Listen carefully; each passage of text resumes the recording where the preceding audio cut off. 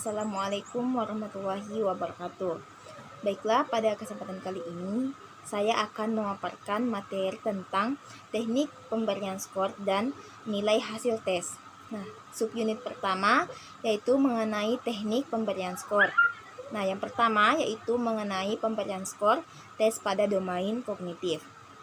Penskoran soal untuk pilihan ganda. Ada 3 cara atau 3 macam cara untuk penskoran tes bentuk pilihan ganda, yaitu penskoran tanpa adanya koreksi jawaban, penskoran dengan adanya koreksi jawaban, dan juga penskoran dengan butir beda bobot. Nah, selanjutnya ada yang dinamakan dengan penskoran soal bentuk uraian objektif.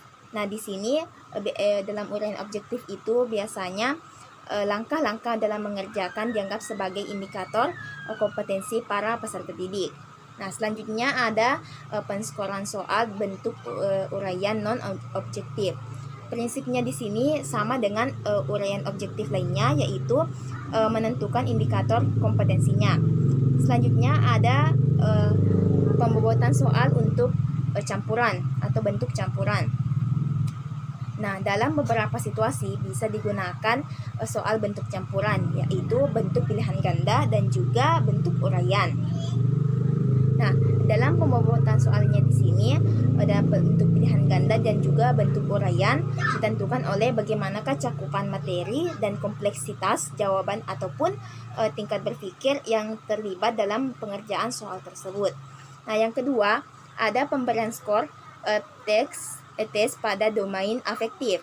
Ada 2 komponen yang sangat penting untuk diukur dalam aspek afektif ini, yaitu dalam segi sikap dan juga minat terhadap suatu pembelajaran atau pelajaran. Nah, langkah-langkahnya di sini yaitu bagaimana kita memilih ranah afektif yang akan kita nilai. Lalu selanjutnya kita akan menentukan bagaimanakah indikator minatnya. Lalu yang dilanjutkan dengan memilih tipe skala yang akan kita gunakan. Lalu menelaah instrumen dan memperbaiki instrumen tersebut.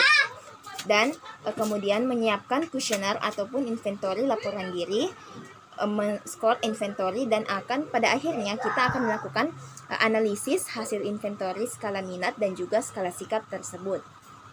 Nah, bagian ketiga ada pemberian skor tes pada domain psikomotorik. Nah, bagian A yaitu penyusunan tes psikomotorik. Di sini tes untuk mengukur ranah psikomotorik itu ialah tes untuk mengukur penampilan ataupun kinerja kita yang telah dikuasai oleh peserta didik, yang dapat berupa tes paper dan pensil, tes identifikasi, tes simulasi, dan juga bisa ada juga yang dinamakan dengan tes unjuk kerja.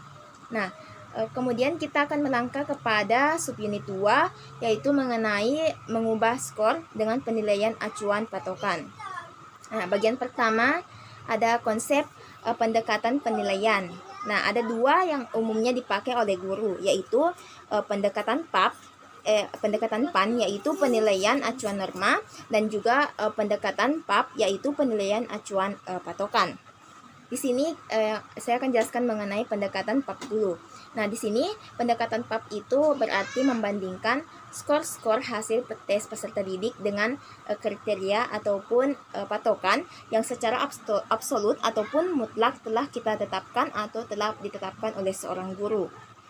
Nah, pengaplikasiannya ini bisa menggunakan penilaian skor 100 dan skala 5.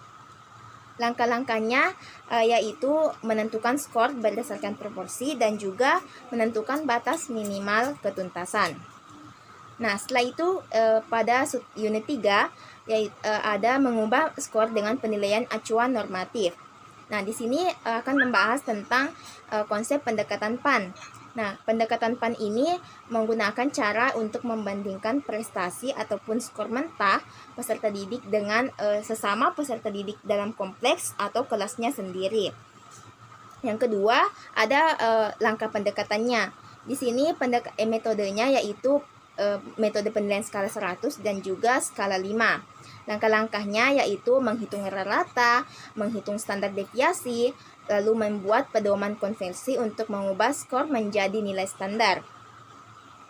Dan berdasarkan skalanya ada PAN dengan skala 5, skala 9, skala 11 dengan skala Z skor ataupun T-score. Nah, mungkin itu saja yang bisa saya sampaikan pada kesempatan kali ini. Lebih dan kurangnya mohon dimaafkan. Wabillahi taufiq wal hidayah. Assalamualaikum warahmatullahi wabarakatuh.